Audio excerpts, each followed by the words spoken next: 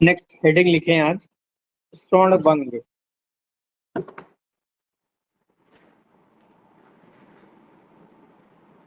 स्वर्णभंग।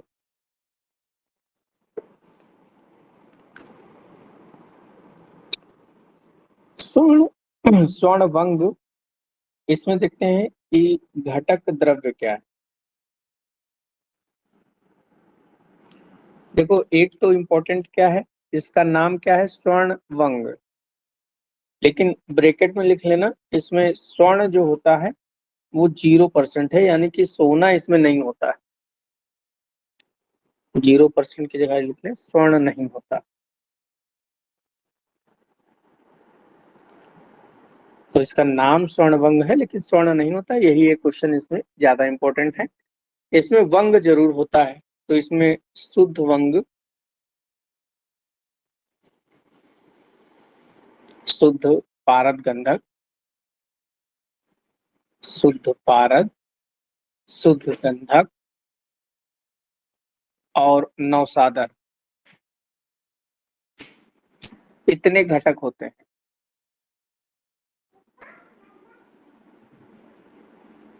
इसकी मात्रा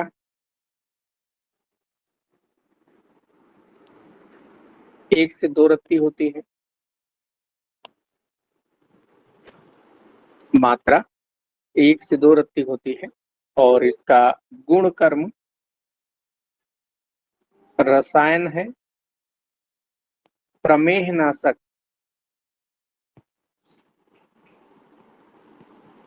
प्रमेह नाशक होता है, बुद्धिवर्धक और कफ निसारक, कफ को बाहर निकालने वाला। नौसादर जो होता है ये म्यूकोलिटिक होता है, कफ को पतला करके बाहर निकालने वाला होता है। तो इसमें सबसे इंपॉर्टेंट पॉइंट है, नाम इसका स्वर्णभंग है लेकिन सोना इसमें 0% होता है। एक तो यही याद रखना है।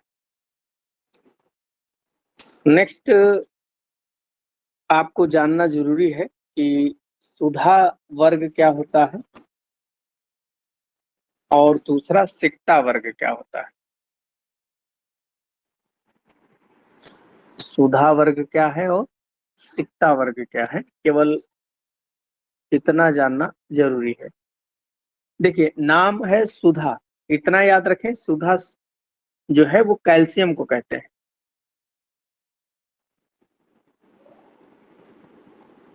सुधा वर्ग में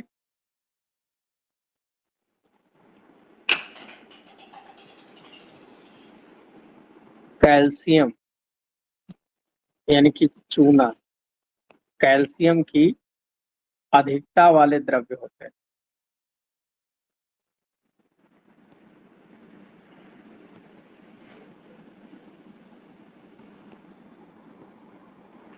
जैसे कि एग्जाम्पल देखें,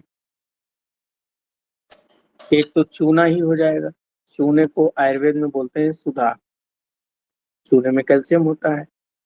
मृग श्रृंग, मृग मतलब हिरण की जो सींग होती है उसमें भी कैल्शियम काफी मात्रा में होता है। समुद्र फेन, समुद्र फेन एक खड़िया जैसे होता है, इसमें भी काफी कैल्शियम होता है। खटिका, खटिका मतलब खड़िया, इसमें भी कैल्शियम होता है। सुक्ति, सुक्ति बोलते हैं सीपी को, तो जिसके अंदर मोती पाया जाता है, तो कैल्शियम का ही होता है। फिर है कूर्म पृष्ठ, कूर्म का मतलब होता है कछुआ और पृष्ठ मतलब पीठ, तो कछुए की जो पीठ होती है वो भी कैल्शियम रिच होती है, उसकी भी दवाई बनाकर कैल्शियम जैसा प्रयोग कर सकते हैं। गोदंती, गोदंती जिप्सम, इसमें भी कैल्शियम हो। आयुर्वेद में एंटीपायरेटिक यानी बुखार उतारने वाली जो दवा है वो गोदंती है। शंख, शंख पायला ग्लोबोसा जो घोंघा होता है उसका जो सेल होता है उसमें भी कैल्शियम काफी होता है। अजा अस्थि, बकरी की हड्डी। और सबसे सस्ता यानी कि सबसे फ्री का जो कैल्शियम है, सबसे अच्छा कैल्शियम कुक्कुट अंड कुक्कुटांड त्वक। कुक्कुट का मतलब होता है मुर्गी, अंड मतलब अंडा, त्वक मतलब छाल। तो मुर्गी का अंडा आप सभी ने देखा होगा। मुर्गी का अंडे की जो छिलका होता है, जो छिलका देखो सब फेंक देते हैं, जितना अंडा लगाने वाले ठेले होला होते हैं उसका अंडे का छिलका फेंक देते हैं। आप क्या करिए, उस छिलके को इकट्ठा करिए, उसको थोड़ा सा हल्के से अच्छे से साफ करके धोकर और उसको जलाकर राख बना लो। राख को एकदम मसल दो, उसको रगड़ के पाउडर बना लो। और उससे अच्छा कैल्शियम तो आपको कहीं नहीं मिल सकता। फ्री का कैल्शियम है और सबसे बढ़िया कैल्शियम है। तो ये कैल्शियम के जो द्रव्य होते हैं जिसमें कैल्शियम ज्यादा पाया जाता है तो उसे बोलते हैं सुधा वर्ग। और दूसरे होते हैं सिक्ता। सिक्ता का मतलब होता है मैग्नीशियम। इसमें लिख लें, मैग्नीशियम की अधिकता वाले द्रव्यों को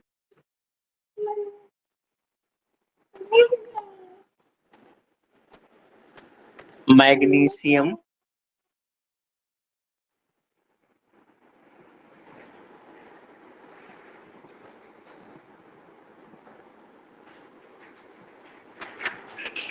की अधिकता वाले द्रव्यों को सिक्ता वर्ग में रखा गया।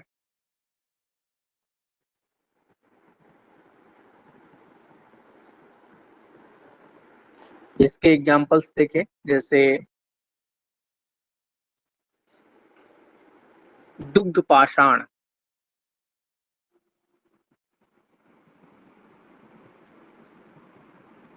दुग्ध पाषाण जो मैग्नीशियम सिलिकेट होता है,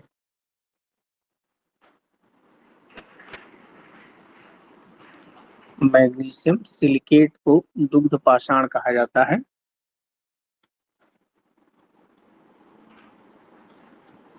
फिर है कौशयास।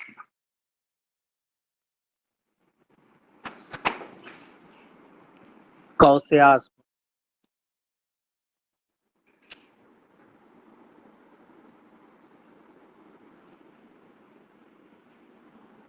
नेक्स्ट नाग पाषाण।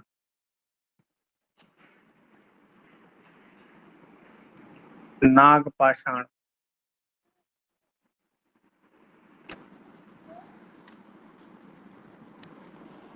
तो ये सिक्ता वर्ग है। नेक्स्ट है क्षार वर्ग। क्षार वर्ग जिसमें सोडियम पोटेशियम पाए जाते हैं क्षार वर्ग कहलाते हैं। जैसे कि एग्जांपल देखें, कंकड़। कंकड़ को हिंदी में बोलते हैं सुहागा। बोरेक्स।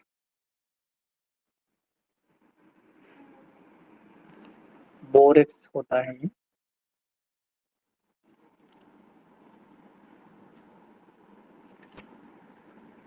यौ क्षार।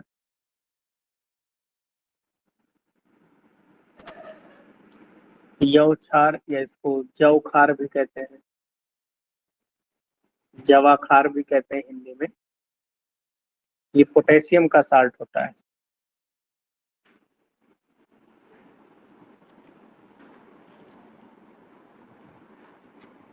नेक्स्ट है सज्जिका क्षार।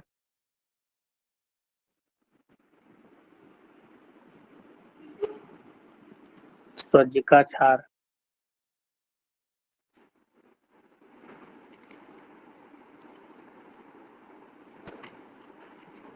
तो ये क्षार वगैरह जो प्रयोग करते हैं ज्यादातर मूत्रल होते हैं, यूटीआई वगैरह में प्रयोग किए जाते हैं या अग्नि को बढ़ाने के लिए प्रयोग किए जाते हैं।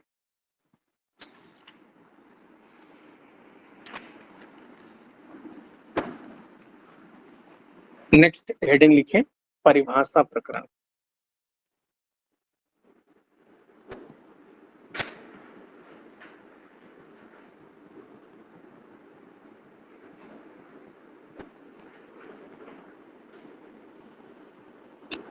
हेडिंग लिखें, दीपन।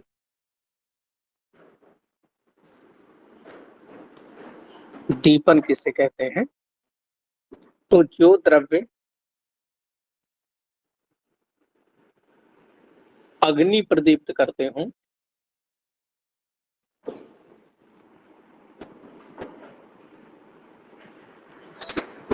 उसे दीपन द्रव्य कहते हैं।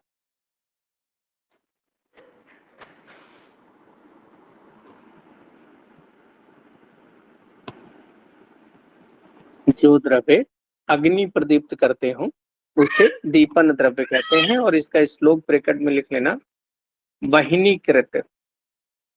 वहिनीकृत यानी कि जो अग्नि बढ़ाते हैं। देखो, जैसे अग्नि कौन बढ़ाएगा? जैसे कभी आपने अगर जाड़ों में अलाव जलाया होगा, यानी कि जाड़े में ताप तापने के लिए सभी लोग अलाव जलाते हैं। तो जो अलाव जलाते हैं तो आपने देखा होगा कि पहले थोड़ा सा जब जलाते हैं तो उसमें फूंक मारते हैं। फूंक मारने से क्या होता है? आग तेज हो जाती है तो अलाव बढ़िया जलने लगता है। तो हवा का काम है अग्नि को बढ़ाने का।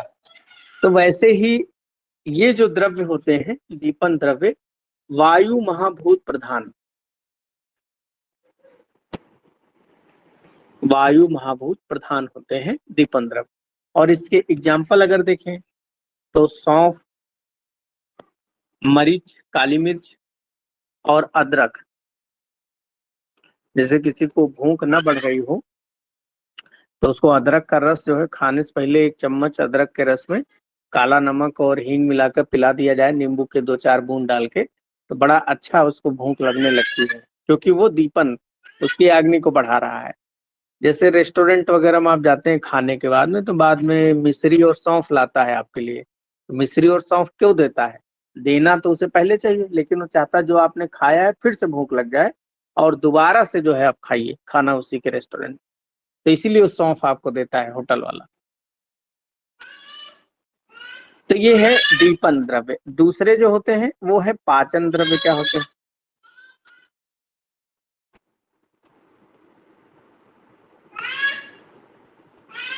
पाचन द्रव्य।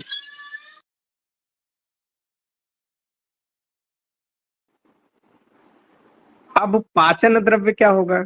जैसे दीपन हमने पढ़ा, तो दीपन के यानी कि वो भूख बढ़ाएगा। और पाचन कहीं अपच रह जाए, यानी कि जो द्रव्य पाचन का कार्य करते हो, यानी कि पचाने का कार्य करते हो,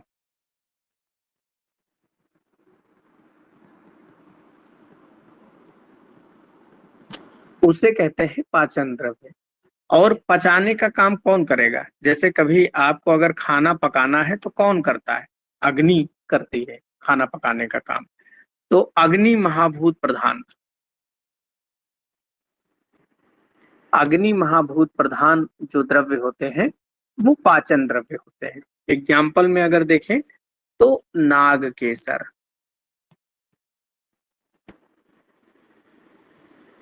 नाग केसर, ये पाचन द्रव्य होते हैं।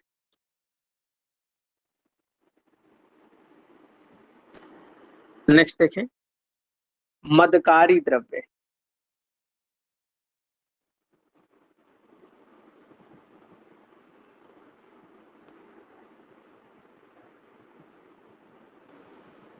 मदकारी, मद का मतलब नशा।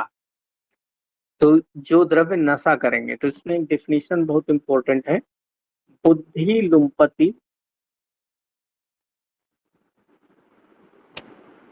यद द्रव्यम मदकारी तद उच्यते।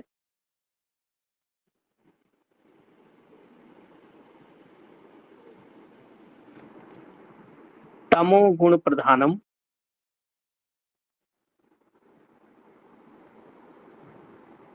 तमो गुण प्रधानम चा यथा मध्य सुरा आदिकम।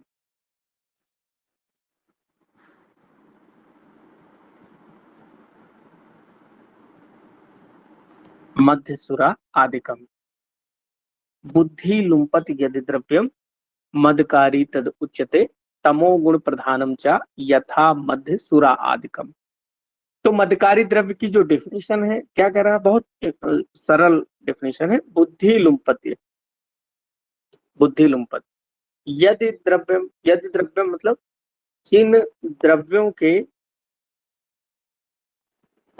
सेवन से क्या हो रहा है? बुद्धि लुम्पत यानी बुद्धि का लोप हो रहा है, बुद्धि का लोप हो जाता हो। मदकारी तद उच्यते, तो उसे क्या कहते हैं? मदकारी कहते हैं, मदकारी द्रव्य कहते हैं। और फिर क्या लिखा है कि तमो गुण प्रधानम, ये जो द्रव्य होते हैं तम गुण प्रधान होते हैं। और यथा मतलब जैसे, एग्जाम्पल दिया है मध्य सुरा आदिकम, एग्जाम्पल में दिया है मध्य और सुरा आदि, तो इसमें मध्य सुरा धतूरा भांग सब आ जाएगा। तो डिफिनीशन क्या हुई? बुद्धि लुम्पति, यानी कि जिन द्रव्यों के सेवन से बुद्धि का लोप हो जाए। अब जैसे कोई ज्यादा दारू पी ले तो क्या है, उसकी बुद्धि नहीं काम करती है, कहीं नाली में गिरा पड़ा मिलता है, कभी सड़क किनारे गिरा पड़ा मिलता है, तो बुद्धि का लोप हो जाए, ऐसे द्रव्यों को हम मदकारी द्रव्य कहते हैं। नेक्स्ट, निद्रा जनन द्रव्य किसे कहेंगे? निद्रा जनन,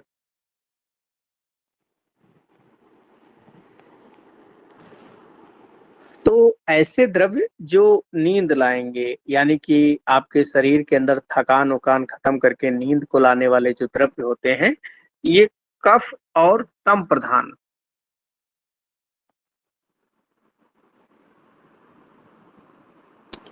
कफ और तम दोष वर्धक द्रव्य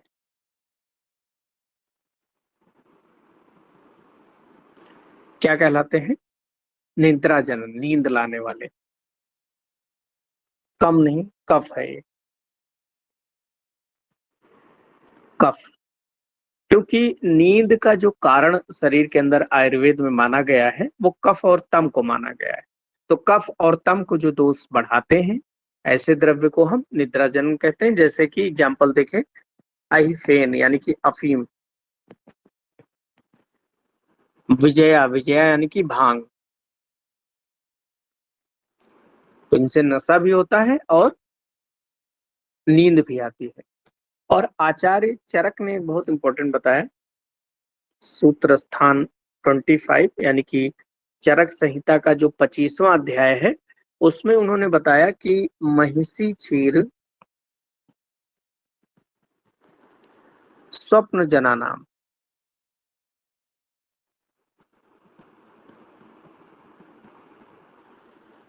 महिषी क्षीर, महिषी मतलब भैंस का दूध,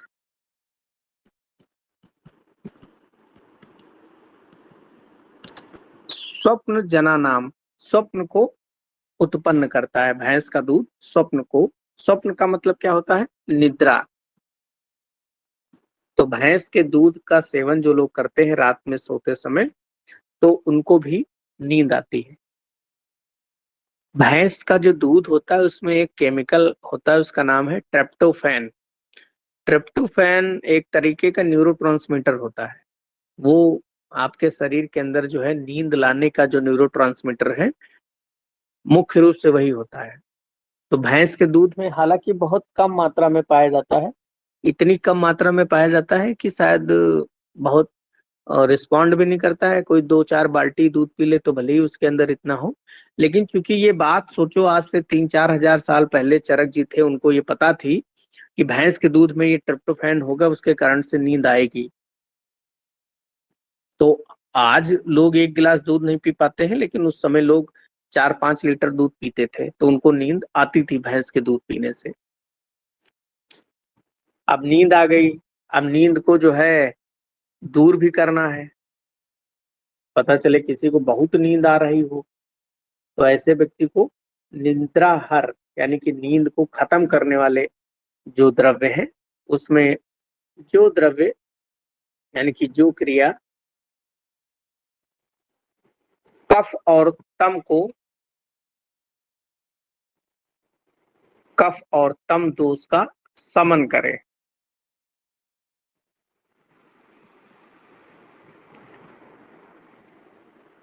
तथा सत्व गुण को बढ़ाए,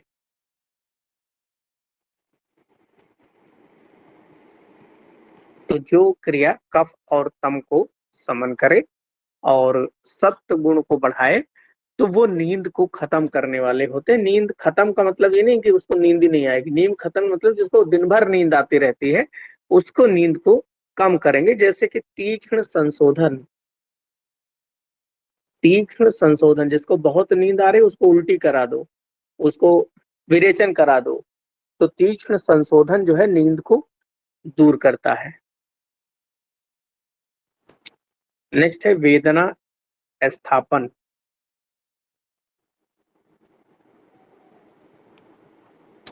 वेदना स्थापन को बोलते हैं एनाल्जेसिक।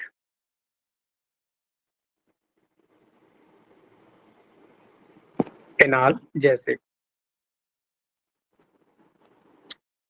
देखो वेदना दो प्रकार की होती है। जैसे आप लोग वेदना का मतलब समझते हैं दर्द होना, वेदना दो प्रकार की है। एक दुखात्मक यानी कि दुख वाली वेदना, और एक वेदना होती है वो होती है सुखात्मक यानी कि अच्छा लगने वाली वेदना। तो वेदना स्थापन जो द्रव्य होंगे वो द्रव्य जो दुखात्मक वेदना को शांत करे, जो द्रव्य दुखात्मक वेदना का शांत करें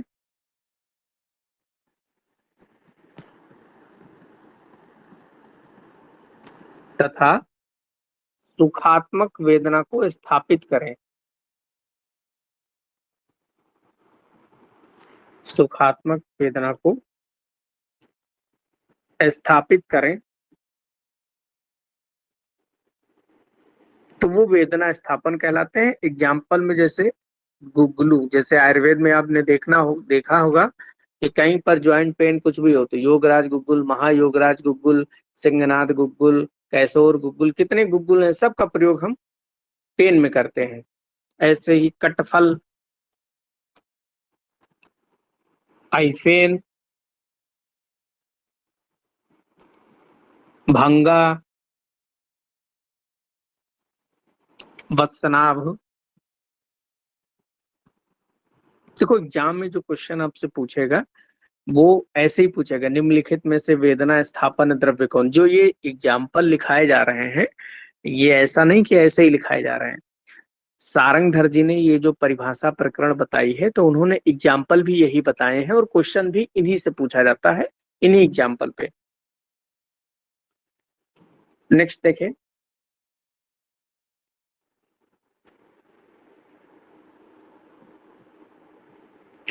विरेचन द्रव्य।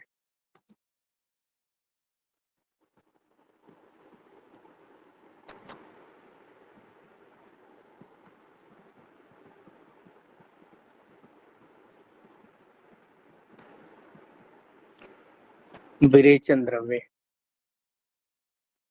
और दूसरे होते हैं वमन द्रव्य।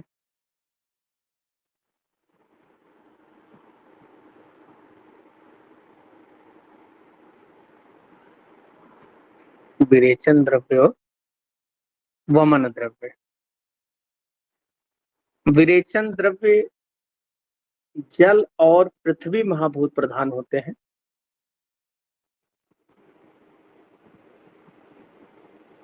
देखो विरेचन का मतलब क्या होता है, विरेचन का मतलब होता है किसी को बार बार मोशन जाना, पोटी आ रही बार बार जा रहा है, वो विरेचन कहलाता है।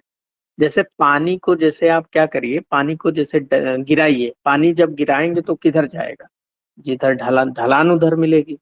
और पृथ्वी भी भारी होती है, तो जल और पृथ्वी दोनों भारी होने के कारण से नीचे की तरफ गति करते हैं, इसीलिए विरेचन कराते हैं। जबकि वमन द्रव्य जब आप देखेंगे तो ये अग्नि और वायु महाभूत प्रधान होते हैं,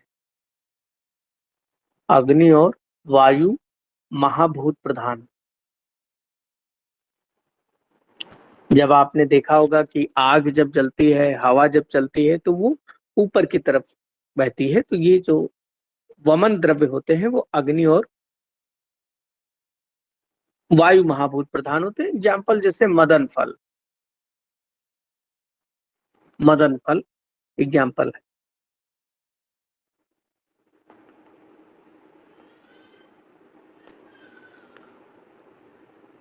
नेक्स्ट देखें, देखो विरेचन द्रव्यों में कुछ डिफिनीशन बताई गई हैं, जैसे अनुलोमक।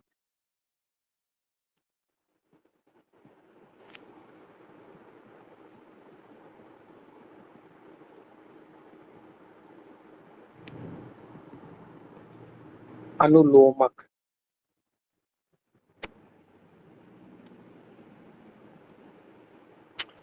अनुलोमक का मतलब होता है बाहर निकालना, लेकिन ये करते क्या है? कृत्या आपाक कृत आपाक मलानाम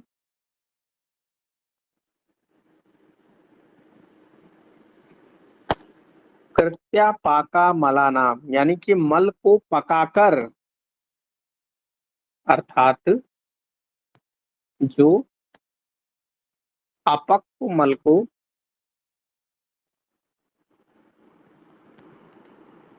पकाकर बाहर निकाले,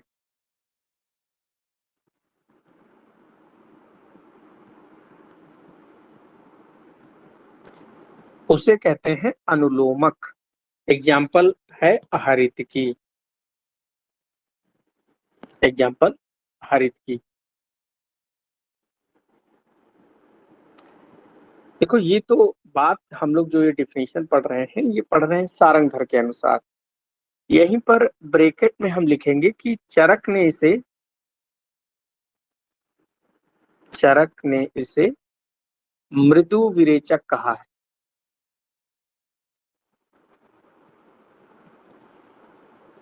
मृदु विरेचक।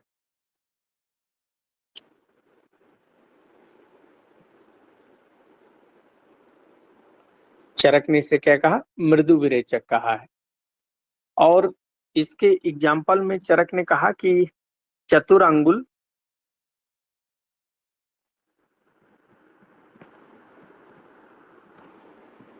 चतुरांगुल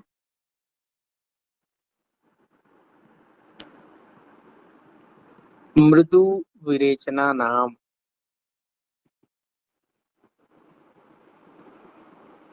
चतुरांगुल का मतलब होता है आरगवद। आरगवद कैसिया फिसुला, जिसको आप बोलते हैं अमलतास।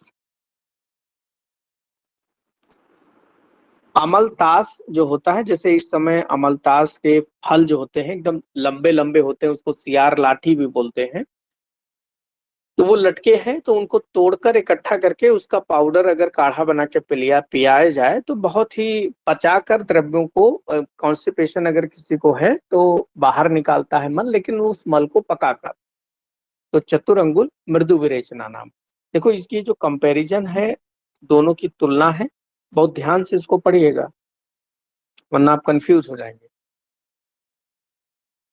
दूसरा है स्रंसन।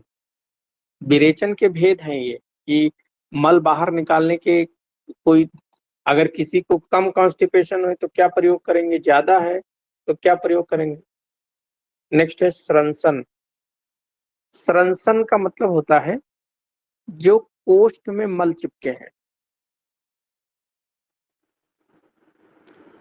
मल आदि जो कोष्ठ में चिपके हैं,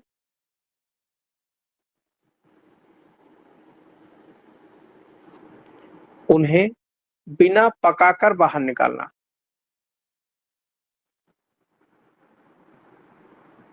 उन्हें बिना पकाकर बाहर निकालना कहलाता है स्रंसन। और इसका एग्जाम्पल सारंगधर ने बताया आरगवत। अब देखो इसमें कंफ्यूज नहीं करना है। सारंगधर ने स्रंसन का एग्जाम्पल बताया है आरगवत, इसको कृतमाल नाम से लिखा है, कृतमाल।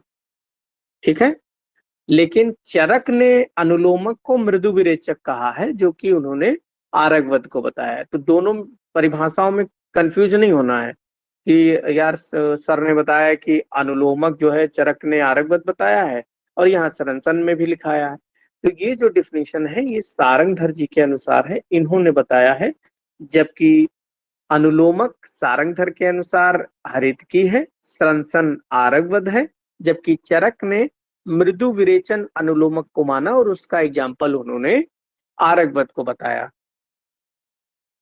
नेक्स्ट देखें, रेचन, रेचन क्या होता है? जो मल को पतला करके बाहर निकाले,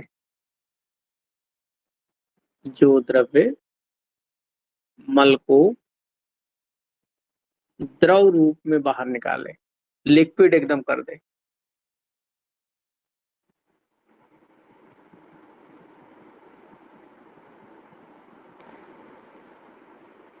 यानी कि जो द्रव्य मल को, यहाँ ये और ऐड कर लें, पक्व अपक्व दोनों, पक्व अपक्व कोई भी मल है उनको बाहर निकाल लें।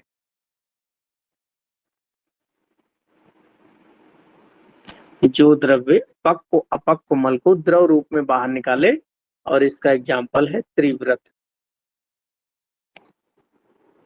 और लास्ट है भेदन।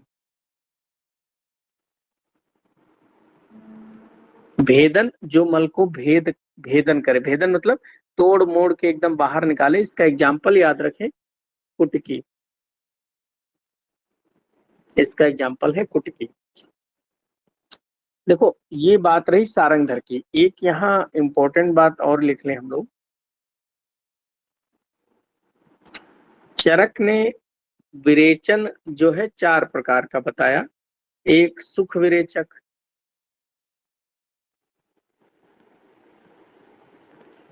मृदु विरेचक,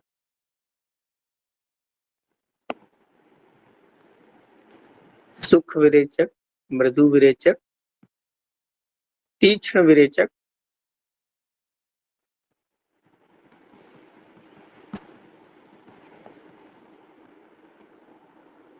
तीन प्रकार के चरक ने बताए विरेचन। सुख विरेचन उन्होंने बताया तीव्रत होता है।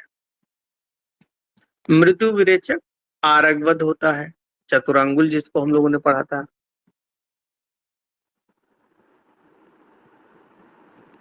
और तीक्ष्ण विरेचक होता है स्नूही, स्नूही क्षीर। जो स्नूही का प्लांट होता है कटीला होता है, रेगिस्तानी पौधा होता है, अगर इसका दूध पिला दिया जाए तो बहुत तेज मल बाहर निकलने लगता है, लेकिन ड्रॉबैक ये है कि अगर थोड़ा सा भी ज्यादा हो जाए तो आंत में छाले फफोले भी पड़ सकते हैं, तो इसको प्रयोग बहुत ही अवॉइड करते हैं। एक विरेचक और होता है पित्त विरेचक, इसको अलग से लिख लें। लीवर सेल को एक्टिव करके बाइल का जो सिक्रीट कराता है उसे बोलते हैं पित्त विरेचक, और इसका एग्जाम्पल है कुटकी, पिक्रोराइजा कोरिया इसका जो है बोटेनिकल नेम होता है। बहुत कड़वा होता है, लेकिन ये हेपेटाइटिस के रोग में या अन्य रोगों में जो लीवर के होते हैं, लीवर सेल को एक्टिव करती है। अब आपने मल को बाहर निकाल दिया, अब ये भी कंडीशन हो सकती है कि मल बाहर निकल रहा हो ज्यादा, आपको रोकना हो, तो उसको बोलते हैं पुरीस संग्रहणी।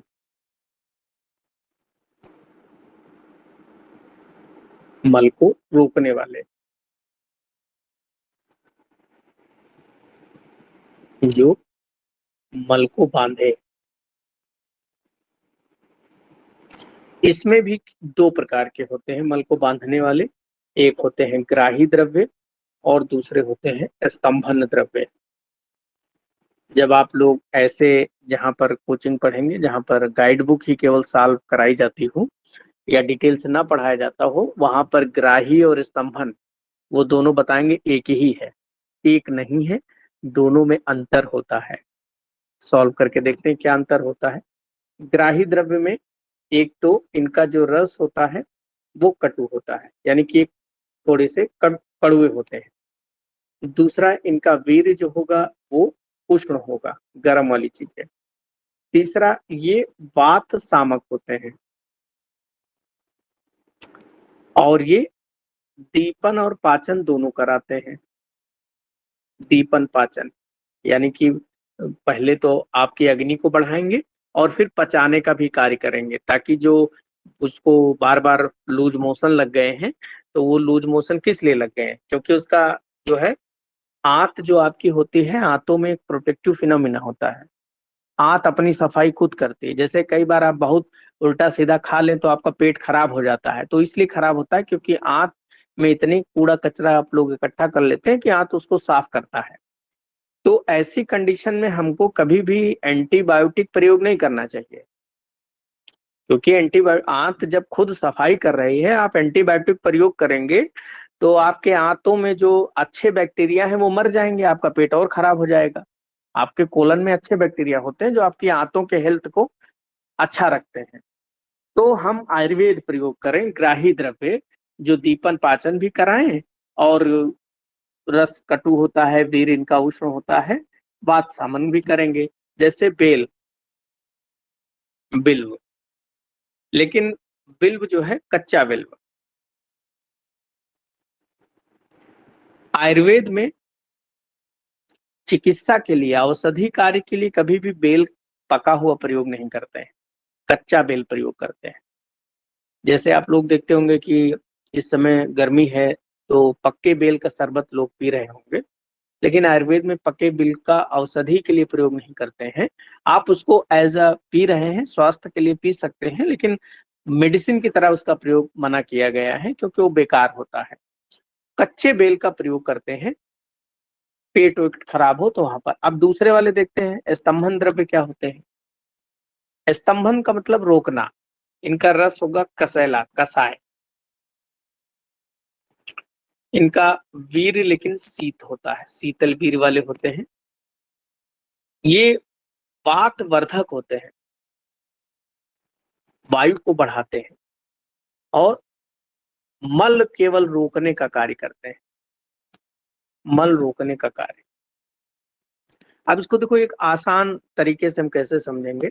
जैसे आप लोग देखे होंगे गर्मी में या ठंडी में, जैसे आपको कपड़े सुखाना हो, गर्मियों में तो कपड़े सूख जाएंगे, लेकिन ठंडी में अगर आपको कपड़े सुखाना हो, कपड़े न सूख रहे हो, तो आप क्या करते हैं, पंखा चला देते हैं। पंखा जब चलाते हैं तो कपड़े सूख जाते हैं। क्यों सूख जाते हैं? कि वायु जो होती है वो शोषण का कार्य करती है। ऐसे आपके पेट में जब पेट खराब हो जाता है, जब खूब लिक्विड स्टूल आता है, बहुत पतला मल बाहर निकल रहा हो, तो उसमें पानी की मात्रा ज्यादा है, और उस पानी को सुखाने के लिए अगर हम वायु को बढ़ा दें कोलन में, तो पानी सोख लेगा। पानी सोख लेगा तो जो मल पतला आ रहा है वो पतला नहीं आएगा, यानी कि मल रुक जाएगा। और ये काम करने वाले जो मेडिसिन होती है, कुटज, कुटज इसका नाम ही होता है होलोराइना एंटी डिसेंट्री का, डिसेंट्री को रोकने वाला, धातकी और लोध्र। तो ग्राही और स्तंभन देखा आप लोगों ने, दोनों अलग अलग चीजें होती है। नेक्स्ट, कुछ द्रव्य ऐसे होते हैं जो दीपन का भी कार्य करते हैं और पाचन का भी कार्य करते हैं, दोनों कार्य करते हैं, यानी कि अग्नि को भी बढ़ाएंगे और पचाने का काम करेंगे। इसके एग्जाम्पल में जैसे चित्रक, प्लम्बेजो जिलेनिका चित्रक। कुछ संसमन द्रव्य होते हैं। संसमन का मतलब होता है जो आपके शरीर में दोष इम्बैलेंस हो गए हैं उनको शांत करे, यानी कि समी करोति, दोषों को सम अवस्था में रखे।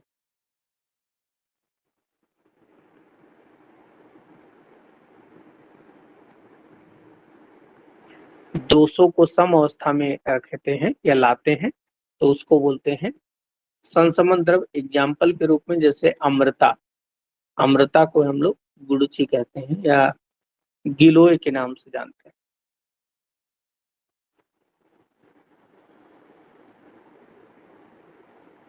ठीक है, तो ये हो गया संसमन द्रव्य।